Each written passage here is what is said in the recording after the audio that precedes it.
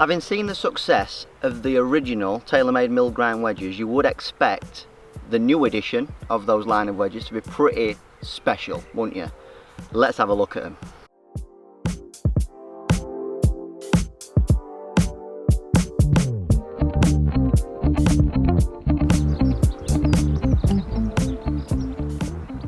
Okay, so welcome.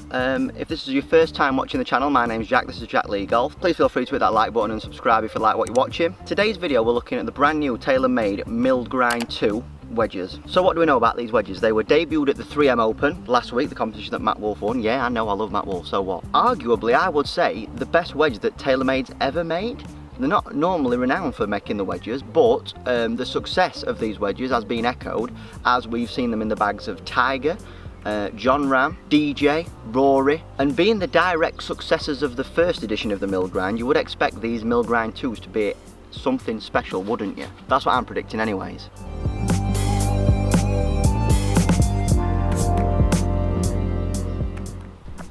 That right there was a hard chip. So let's have a look at some specifications of the new Taylormade Mill Grind 2. These wedges don't actually undergo the proper milling process. They're actually honed on a CNC milling machine, and that is in order to eradicate human error. So you think about the natural grinding that goes off.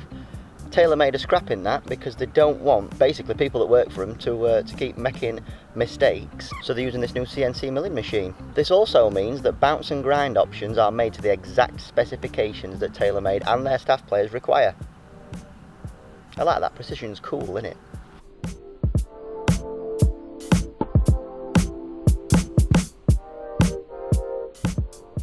Right, here are some new design features as to why the new MG2 wedges look a little bit different aesthetically. So there's a newer slot that sits behind the back cavity on the lower portion of the wedge, and it looks as though this slot is filled with a dark material which I do believe to be polymer. This, I'm presuming, will dampen vibrations and make that wedge feel a little bit softer. There's also a new protrusion on the back cavity, which I'm guessing is for CG purposes, a la the SM7, so this is not the first time we've seen this in modern wedges. By introducing a new rudder, it means that the centre of gravity, the actual centre of gravity, can be moved up or down, left and right, to ensure that where that ball is more often than not struck on that face, the centre of gravity is more appropriate for it. So for example, if you've got a 60 in a grind that you're wanting to open it up, slide it underneath that golf ball, it makes sense for the centre of gravity to be slightly higher and slightly nearer the toe on that wedge, as that is the direction of which that golf ball's moving. Smart, I know.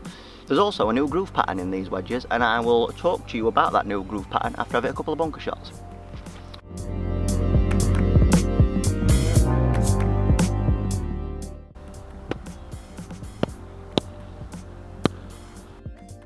Tech Dem 5 every day at week. Right, these new grooves are not actually that groundbreaking, unfortunately. So basically it's the groove-in-groove technology that we've seen before in Cleveland's, Titleist's, even Callaway's, I'm going to say. There's a row of dashed lines in between each groove. Now normally we see the CNC milling, which is kind of a consistent milling across the face, but in this instance, in the new MG2 wedges, it's like a dashed line that you see in between each one. And Taylormade will obviously say that this improves spin. So there you go. From what we understand, having seen what the tour guys have been using, I believe that these wedges are going to be available from 48 to 60. However, Bo Hostler, who is a Taylormade staff player, has got a 46 degree wedge. Now that is a 48 that's been bent to a 46, and that is what leads me to believe that they're going to be from 48 to 60, because you would just presume that they'd do a 46, wouldn't you, for a tour player that wanted a 46, but no. So there you go, that's the new Taylormade Mill Grind 2 wedge. I want you to comment below, I want you to comment your thoughts on this wedge. What do you think to it? Will you be possibly purchasing it when it comes out? The big question I've got is this wedge better looking than its predecessor? Personally, I don't think it is. I want to hear your comments in the section below. So there you go, thank you ever so much for watching. If you've liked this video, please like. If you know someone that's interested in Taylormade gear, please feel free to share this video, show it around, show it to those people who are interested in Taylormade equipment. If you've not subscribed already and you've enjoyed this video, please make sure you do so. And basically, until next time, thanks for watching. Cheers.